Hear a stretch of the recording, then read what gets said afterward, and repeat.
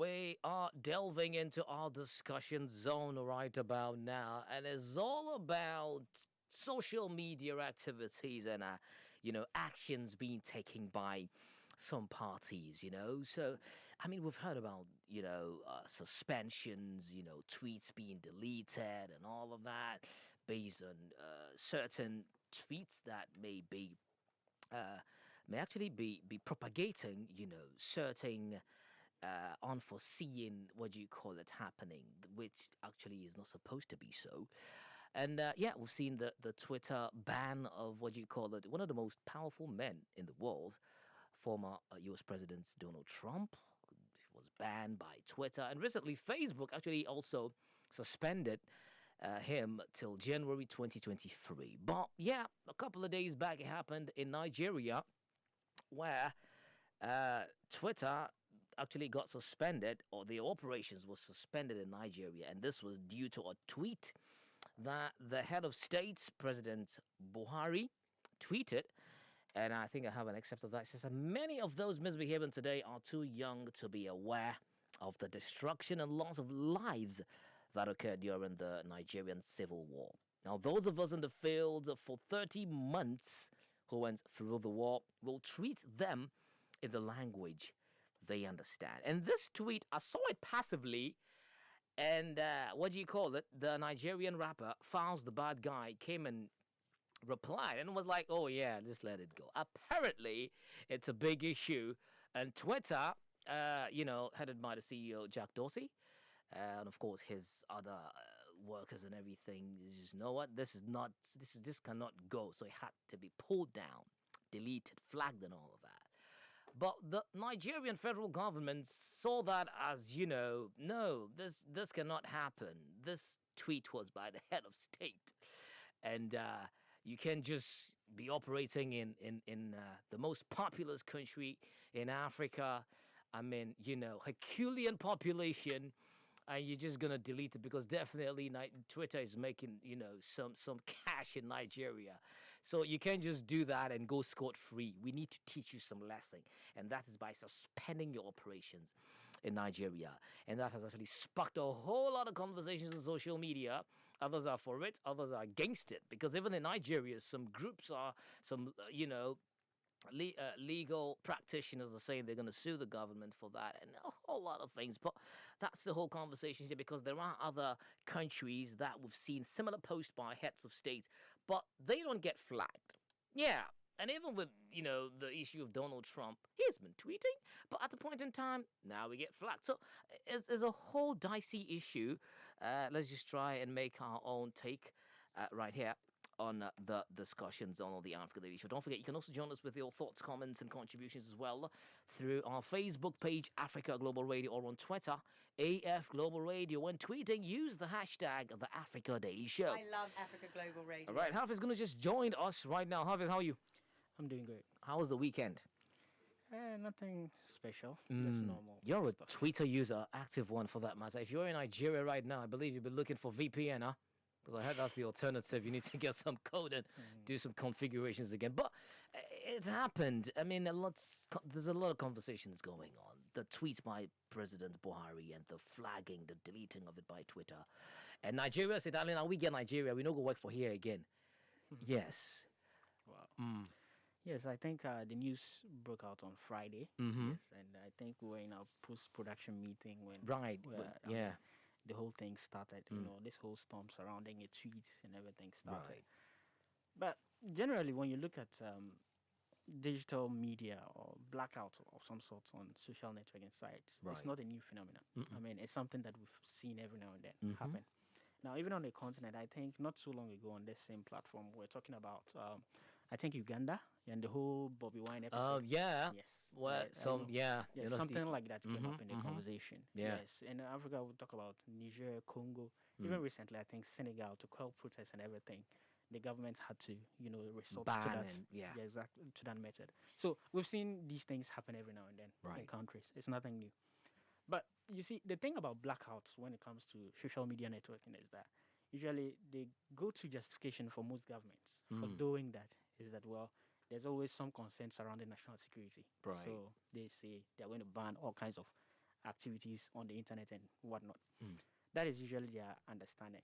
But then when you look at anyone or the situation more closely, the one person or the one organization that is going to benefit from any sort of shutdown is an incumbent government. Right. Because at the end of the day, we are in a day and age where information is gold. So what it means is that people don't get to express themselves. People will not get to assemble. I don't know if you get me. So there isn't any protest. So they get to do practically what they want on the blind side of the people. So, exactly. So that's the dangerous situation when it comes to a media blackout that has led to this whole. Because you wouldn't know what will be the next move by government and what they're planning. That's what has led to this whole hue and cry. Right. But let's circle back to the Nigerian situation itself. Right. Now, I think largely it was just a spat that, for me, I just think it's a spat that, seriously got out of control. This escalation was needless, really. This whole thing about, it's a dogfight, I think. It was needless in the sense that Twitter shouldn't have deleted that, or Nigeria, the government shouldn't have banned the suspension. whole response to it and everything. So both parties are actually to be blamed. Okay. Yes, I'm not even apportioning blames. I'm just saying this whole escalation is needless. Okay. Right. It was just something. It was a spat. When you talk about a spat, just a simple argument. Yeah, just let it go and you ride on. But along. Then they decided to do something else. Right. And me being on Twitter, I think a lot of my followers are Nigerians, and I think I caught a conversation surrounding VPNs and everything. And my nerdy soul decided to do some research, some nosing around to find out what exactly they were talking about. And apparently it's what they call the virtual private networks. Right. Yes. And so what happens is that, I think a lot of young Nigerians were trying to bypass the ban. Yeah. So then the VPN thing came up. Are they using? Yes. And so what the VPN simply does is that it reroutes your access, and your location. So if you're in Nigeria browsing, it says somewhere UK or Canada or whatever. Right. So it changes your IP address. VPN, that's what it does. Your IP address. IP address, that's all it does. Now, the thing about the VPN is that there's two. You have the free ones and then you have the fee pay ones. Okay. Now, the fee pay ones are actually usually the most secured ones. Because what happens is that when you download the free ones, which I know most likely a lot of Nigerians are going to do. Oh, yeah? Is that one is going to expose you to internet, data theft and everything. Okay. Yes. So your information is at risk. Oh, okay. So what it means is that, in an era where there's online shopping, online banking and everything, be very careful with these apps. Okay. So you are going to get very exposed, which is going to cause you an even bigger problem. Exactly. Than the government. Also, with VPNs, you tend to get a lot of slow internet. Yeah. So which is going to affect productivity. Exactly. Yes. So this whole thing is just spiraling out of control. Now remember I said this whole thing is needless. Okay? Because the loser in this dogfight, unfortunately, is going to be Nigeria and the government.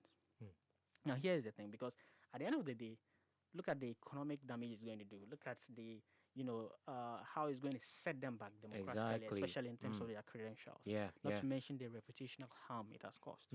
Now, speaking of reputation, did you know that Nigeria is actually one of the best destinations in terms of tech startups on the continent? Oh, yeah. Exactly. Yes.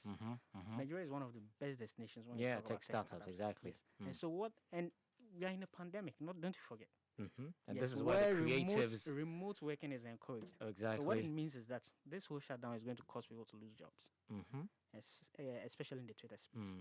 Now, not long ago, this same Twitter, they wanted to establish their African headquarters. They decided to choose Accra, Ghana, over Lagos, Nigeria, which is a slap in the face of Nigeria, if you ask me. Yeah. Yes, because look, you see, if you take Nigeria alone, Nigeria has about some 40 million Twitter users. Yeah. That's more users than there are people in Ghana.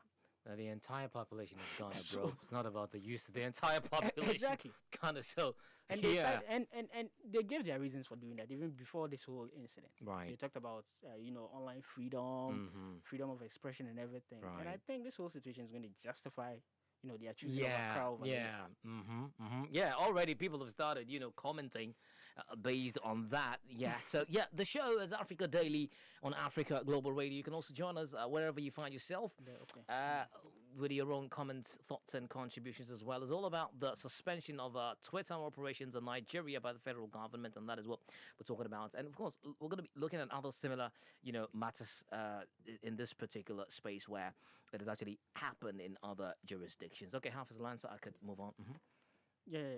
But quickly, I think even when I mentioned economically, if you look at what is going on in Nigeria, right? Look, with this whole incident, there's this organization called NetBlocks, and they are into cybersecurity and internet governance and whatnot. Right. And they are saying that with this whole shutdown of Twitter, okay, some are saying that it's not actually happening. I don't know what exactly is going on, but when Twitter shuts down, according to NetBlock, that Nigeria stands to lose some over 2 billion naira a day. What? A day? A day. And that's somewhat $6 million US you're talking about. A day? A day.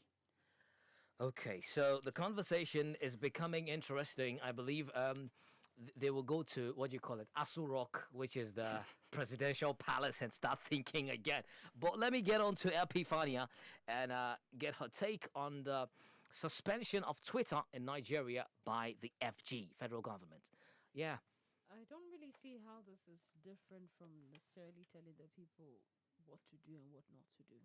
Okay. I mean, if you're stopping them from expressing themselves, I get the fact that when there's that open air, sometimes what people might say might incite other people to do things that you're hoping to avoid. But banning everybody, I don't see how it works out for them. Honestly, I don't see how it works out. So they're not. And I mean, as we're talking, we have Nigerians who are tweeting. Yep. We have Nigerians who are tweeting. Kind courtesy VPN. No, it's not just VPN. Don't forget the code I mentioned, changing the proxy. And yeah. with the VPN, there are different ways to go about it. So, I mean, people are still doing what you don't want them to do. Okay. So how sure are you then they are not going to cause what actually is the effect of this ban? And how are people going to see the government right now? And let's not forget all the tension that was mounting up till now. Right. This is a big deal. This is a big problem. And right now, for those who are able to tweet, some of them are laughing at the FG. Because, I mean, you claimed you've banned it, but then we can use it. We had Ezekwa Sili. She was actually a former vice president of the World Bank. She's into this financial space. When you go to Nigeria, it's one of the big names there. Okay. And she actually tweeted and said that they should come and arrest her because she's actually using Twitter. Right. You see, it's not sending the right message. It's not. So what happens if probably he puts a post on, let's say, Facebook on? So is he very soon going to ban all the social media in the country? But let me get this straight. They are not banning Nigerians from accessing social media. They are banning Twitter. It's not that we are saying Nigerians don't tweet. So Facebook is still operational, right? Yeah, but then they've banned Twitter. Yes. So if somebody's a Nigerian wants to tweet, how do they do it? Go to Facebook and Facebook. I think so. So indirectly, it's like we've stopped Nigerians from using Twitter. But I'm not telling you don't use it. But I've closed the door. Because so you can't go through the door. Yeah, but I think that from the government's own point of view, or the actions they've taken, is punishing Twitter as an entity, as a social media, and is that punishment justifiable? But the thing is, the repercussion for the millions of the people. Exactly, the repercussions goes to punish the citizens. No, if there. You see Twitter with Twitter like this, they have this love-hate relationship with Nigeria. Oh. Because even before this whole incident, remember the NSAS protest? Where did it start? It started on Twitter. On Twitter, yes. And when it started, I think Jack Dorsey got involved and even put out an emoji in support of the NSAS protesters. And so guy is already on the red exactly. book. Exactly. Get me. So you joke, he's not exactly the government's favorite when it comes to that. So this whole and remember the statement they put out. They said, Twitter is threatening the corporate existence. of Nigeria, whatever that means. So only God knows. But yeah, let me get to Mame and hear what she got to say. When you were making your submission, Hafiz, I saw her. The expression of it like, Hafiz, what you said is so bitter. What is bitter about what he said? I'm forgetting the sentence at which. Why wouldn't you forget? You should have put. But he said something. I remember making a face. He said something and I made a face. Like, nah. It's too bad I forgot what he said. But yeah, I mean, Twitter. Why? This is basically like, well, pardon my English, pardon my French. This is like taking something from a child and they do something to harm you back. Yeah. Because because this thing just happened. Twitter was banned in Nigeria because the tweet of the president was deleted. Yeah, it was flagged then, yeah. And I remember we going back and forth about this in the office last week. I mean, a tweet will not just be deleted just based off the whims of the owner of the app. Before, no, just continue. Before a tweet is deleted, it must have been reported.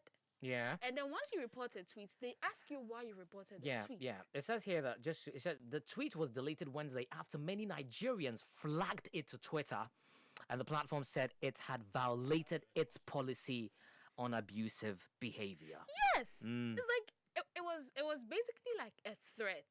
Like, if you don't do what we're asking you to do, we are also going to treat you in the way that's best, how best we know how to treat you people. Right. To get you to do what we want you to do. And you don't come on social media and threaten people. Right. I think. All right. Can I come in on this? Yeah, step in. No, but before you step in, Hafiz, let me just ask your opinion on this. Before I forget, you know me. Okay, yeah, just coming then. Okay. Look, you see, I understand it's not as simple as that. You know, more is making it sound like, okay, fine. I mean, when you get onto your social media network, you sign up to the TNC, so you're good to go. You should be doing what they want. Fine. Now, the problem with the Nigerian government's problem with Jack Dorsey and Twitter is that they feel there's a selective application of the rules. Now, here's the thing. The guys they are accusing, the IPOB separatist group, behind the Southeastern whole Biafra movement. Right. Now, they are saying that the leader of that group... Kanu? Yes. I think his tweet was also deleted. Wait. I'm getting somewhere. Okay. That he put out his tweets also. Now, according to their culture minister, Lai Mohammed, I think. Yeah, Lai. He said that his tweet was still up, while that of Buhari was deleted. So his went on before Buhari's. Yes. Then they deleted Buhari's own, before his own. So when they made noise about that, before that they pulled that one down. Deleted. So that is where they have problems with the way they apply laws. Okay. If equally it had a problem, then that should have gone even before, along with Buhari's. But it only went out after there was so much complaints from the government. Wait. So this is what they are saying is the selective application of the rule. Fine, right. I get so that's the basis. But according to what Barry read, Buhari's tweet was taken down after most Nigerians flagged I'm still trying to get... I'm still trying to get... But maybe for all you know, the other guy's tweet wasn't reported. Yeah. It wasn't reported, exactly. Well, so who determines what constitutes... So this is a Twitter user's fault. I mean, they reported one tweet and then they refused to report the other tweet. The Nigerian government is saying they're going to prosecute anyone who... breaks or violates the whole then they're thing. going to prosecute a lot of breaking people. Twitter ban. I've seen tweets from Davido, Whiskey, from Those guys can just fly out, start tweeting their different destinations and all. I've seen tweets from Banky W, his wife, a whole lot of people. But this is actually infringing on the rights of the people. That is the right to... Expression, like freedom of expression. Because how do you ban something that we all are using? And if it wasn't because of Twitter, most of us wouldn't have known about the whole NSAS thing and the brutalities that were happening in Nigeria. Right. Okay. The show was Africa Daily on Africa Global Radio. So let me just quickly go through. So we have a list of countries that Twitter has been suspended. In 2009, in China, it was suspended. Banned Twitter operations following riots between Uyghur Muslims and Chinese authorities. Uyghur Muslims and all. So in Iran, but then they also got their way through the use of virtual private network, which is a VPN. Iran also blocked its citizens from accessing Twitter and Facebook in 2009 after the controversial Iranian presidential elections, where activists were said to have used the social media platform to organize mass protests. In North Korea, same thing in 2016. In Egypt, in Turkey, and of course Nigeria. So this is not actually a peculiar situation or issue to Nigeria it's something that's new. Alone and all of that. But my problem is the effect that it would have on these startups, as you made mention of. how actively they are using this particular, platform, and it would go a long way to affect them. For me, if you ask me, sue them for some monies, for some fee to be paid, but suspending the actual, accessing of this particular platform, man, is huge. I mean, Nigeria is one country that I don't know. I admire for some reason. Yes, it's one country that doesn't take. Well, I'm not going to use that word. Yeah. Don't mess up, eh? We'll put you in your place, huh? My vocabulary has right down there. But you know what I mean. I mean, they won't take things lying low. I mean, I remember this whole, what do you call it? This whole incident in South Africa. Involving ShopRite and Nigerian businesses and the attacks. Yes, almost immediately there was something of that nature also happening in Nigeria. It's one country that doesn't take, retaliate exactly retaliate. They're just wired away, right? But look, remember I mentioned how economically they are going to be, according to NetBlocks, they will be losing some over 2 billion naira a day. Look, I mean, this whole thing. So if you're going to lose this kind of money, why tour this route? I mean, talk about cutting your nose to spite your face. That's what they are doing. So, but then, speaking about prosecution and all, how do you even do it? Because I'm not sure a lot of us appreciate the complexities with this. Because one, even their courts are not in session. Yeah, that's the thing. Yes. The courts are not working in Nigeria. What is even happening in Nigeria generally? That's the question. And you see, and even at that, under what law that makes using Twitter an offense? Because I don't think it's in their 1999 Constitution. 92. As a Ghanaian, I feel it. You're tempted to say 92 Constitution. Yes. Okay. So what makes it an offense in that Constitution, in their Constitution? I'm not even sure there's a law around that, because Twitter started when 2006. Yes. That's like yesterday. So what makes it a law? So I don't know. Do you see how difficult it is to be able to prosecute people for even using social media in this regard? But in all, I think it's the behavior of the telcos that surprised me. Yeah. Talk about MTN, Nine Mobile, Glow and what have you. Immediately the federal government, put out that directive. They simply complied without any court order or anything. They simply did what the federal government asked them to do. Exactly. So that is shocking, because I mean, if you can just do what the FG says, what it means is that, I mean, it's so easy to be able to access data from you guys. Yeah. So you're not independently working. So anyone from the FG can come at you if they want to, through the telcos if they want, because it's like, that's scary. That is scary. Let me get on to Epiphania. Let's talk about what Hafiz mentioned about being selective, in the whole thing. I mean, is that the case? Because you guys were arguing that back and forth thing in the studio, our production office the last time, about being picky and who sets the laws and what have you. And you were arguing that if you cannot, if you find it problematic, just sign out. I still stand with it. Look, it's not like I don't understand where Hafiz is coming from. I get the fact that by we using this and we being okay with them just taking people off and who they choose to, you see, that's the thing. It's like you walking into a building and they say they reserve the right to admission. They determine whether they want to let you in or not. Right. Now, in the first place, Hafiz and I did not create Twitter. We came and we signed up. It wasn't like there was a knife at our throats to sign up. Right. We signed up.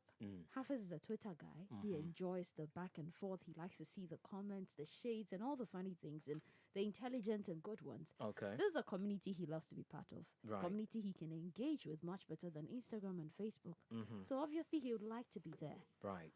But that notwithstanding, are we trying to say that the fact that Jack made those rules, he did this, he made this, he set this up, we can't necessarily say you can't do this, you can't. He made his rules. Yes, he may not be going according to 100% according to it, but are we the ones supposed to judge him? Because we didn't create the app. He created the app. Okay. So he determines what he feels is good or working for him. In the first place, when he made it, he had his vision board. None of us saw his vision board. We don't know what his long-term goal or plan with it is to attain. You understand? And I get the great and intelligent argument he's making, but my question was, with all this great argument, can we really change what he's doing? Okay, Hafiz, before you step in, let me ask you this question.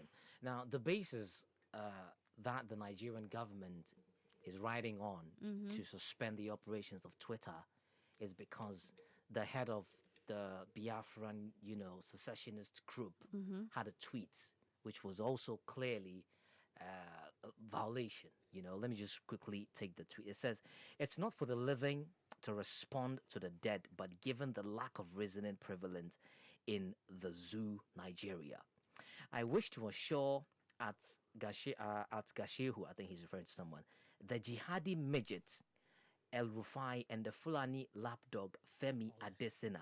These are all insults. That any army they send to Biafra land will die there. None will return alive. Even if it requires sacrificing my people, I will do it. Freedom doesn't come easy. Any Igbos that die will be remembered." Now, this tweet went up before Buhari's. This was what do you think about this tweet? First of all, First of all, this isn't a tweet that should be allowed to be there. Good, because it's insulting. It's threatening, life-threatening. Exactly. Yes. But secondly, for your tweet to be brought down, what needs to be done? Because he doesn't sit to go through everybody's tweets to determine. So you're saying that this tweet has to be, reported before it was brought down. I think you should have found that out. Yes. So if it wasn't reported, but this tweet clearly shouldn't have even been allowed to go. So in the first place, what are the algorithms? Are there measures in place, keywords to check whether certain things? Because you're obviously not telling me the founder of Twitter or the CEO, he sits to read every tweet to pass Jack through. Dorsey has millions of employees. And do you know the number of people that tweet in a day? So this is the reason. So clearly you made mention of the fact that this is not a tweet that should have gone up. One, it means that this should have been deleted. So then probably they should put measures in place to identify keywords that when you tweet something, if your keyword fits in that box, the question the government is asking is, why would this tweet be up there and then the president of the land's tweet comes in later on and that gets flagged? Why did they delete it now? I thought you and Mame argued and you found out that it was reported. But what I'm saying now, why did they allow this to be there? So that you see, that's the question. You're asking me, and I'm giving you my opinion, but I'm not sitting in the place of Twitter. And that's what I was trying to let Hafiz understand. For me, if you ask me, if you set such a system and you believe your rules, Hafiz, please stop yearning for the mic. Anyway. Let me finish. Let me finish. Land real quick, sir. If you finish setting up something, you feel, okay, I don't want this and this to work. Now, if you have thousands of people tweeting in a minute and you can't necessarily filter or go through all of that, why don't you set something like an algorithm? He's mentioned about something like dead will die and all. Look for certain keywords in some of the tweets. So if we find some of these keywords in your tweet, it's not going to be published. That could help. Right. Other than being on, because we're going to keep going, but why is it up? Why is that up? But I'm saying that we don't determine how he should run his company. All right. Thank you very much, Epifania. Hafiz. Before we get to this, you gave an example of Donald Trump's tweets sometime in the U.S. How he's been tweeting, and then at a certain period, now he's been found guilty of flouting the laws and what have you. I mean, I know when I brought up that argument, there was a lot of shouting. It was back and forth. I'm not going there. All right, fine. To a different route altogether. Good. Let's hear you. Let's hear you. Let's hear you. Let's hear you. Let's hear you. Anyway, but here's the thing. Let's understand the difference between laws and rules. Laws trump rules any day. Right. I don't know if you understand. I mean, you don't need to be a lawyer to understand laws and rules. Yeah. Okay, laws are backed by the Constitution. Absolutely. Rules are not. So there's a reason we sit here in Ghana here. We have the Achimota case, where Achimota is making noise about their rules. They go to the courts, and the law trumps it. Yeah. It's that simple. So you might have your terms and conditions in your business to operate. Okay. But once you find yourself in my country, I have the law. Okay? And your terms and conditions shouldn't be on a collision course with the laws of the land. That's why there are some businesses they can't operate in certain countries to begin with, because their terms and whatever it is they do doesn't go with the laws of those countries. Okay. I don't know if you get me. What you are doing. So it's the law of that country that supersedes whatever terms and conditions you have. So if you come into that country and then your business, you're operating it, and some way, somehow, there's an issue. That's why every now and then they say it's a national security threat. So the security of the country is paramount above everything else. So if you are running your business in one corner somewhere, and for some reason the state feels like no, or sees that what you are doing, despite your little terms and conditions on a paper that you have people subscribing to, they have the law, and they can use that any day, anytime. I don't know if you get me. So that you are operating your business and you have your algorithms and whatnot doesn't mean you can operate in a certain way. That's why every now and then, don't you see Facebook? I say Facebook. USA, the Congress calling Mark Zuckerberg and all that to come and answer some questions. Yes. Who are they? I don't know if you get me. Who's doing the shouting now? So I'm not shouting. No. All right. All right. I don't know if you get me. Right. I'm not shouting. I'm just trying to make my point. So let's understand the difference between laws and rules. Laws trump rules any day. So you set your rules, but the laws makes the final say. Simple as that. Right. So I don't know why this is even an argument to begin with, because it's dead on arrival.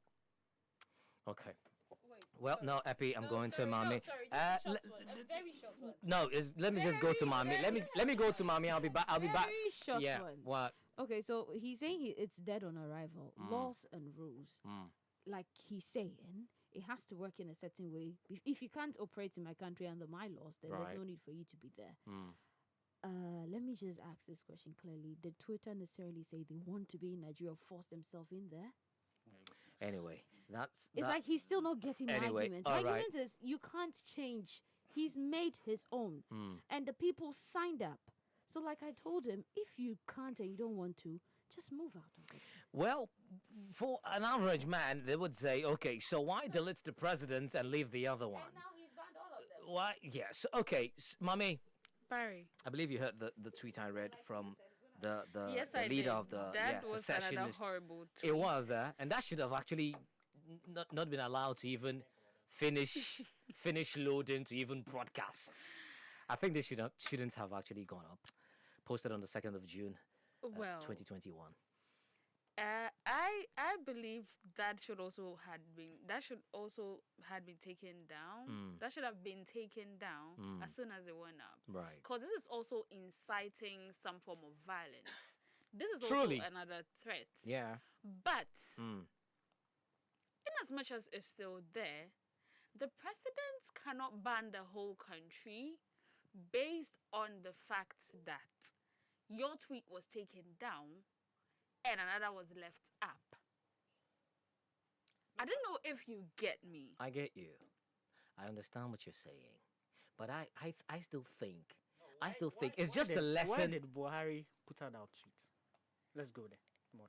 It was a response. I think it was a response to this particular. I want to believe it's a response to this. It wasn't a response. Something happened that made Buhari put out this, and that was because there was a lot going on in the southeastern parts with the IPOB. That were allegedly attacking government facilities and burning stuff. So he was pissed. But I'm not making a case for the language as a president. It's unpresidential. But well, Donald Trump, we saw him, so he gets a pass. I know. Right? I don't know if you get me. I get you. So that was the whole genesis of this tweet that we saw until Twitter came into it, took out his and left the IPOB's leaders to hold until they also made noise about it, and then it was taken out. But I personally think the FG already has a problem with Jack, because we saw what happened during the NSAS thing, and there was this is it Adamu Gary something Garba who said he wasn't using Twitter anymore, and he was setting up his own app and all. Alpha. Oh, he shared no, something even with recently. Twitter, there's this Indian that wants to take advantage of the whole situation. He says he has a cool app. It's called Cool. Cool. Yes. I mean cool.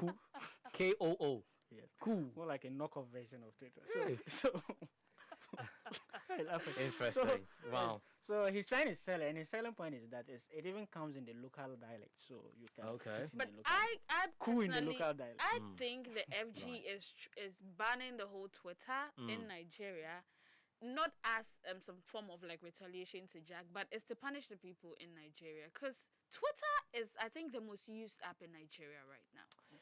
Well, It's just to get them to conform in some kind of ways. Because if we are banning an app that is everybody's favorite, then when we ask you to do what we want you to do, so you get it back, you are going to do it. well, But that is just my opinion.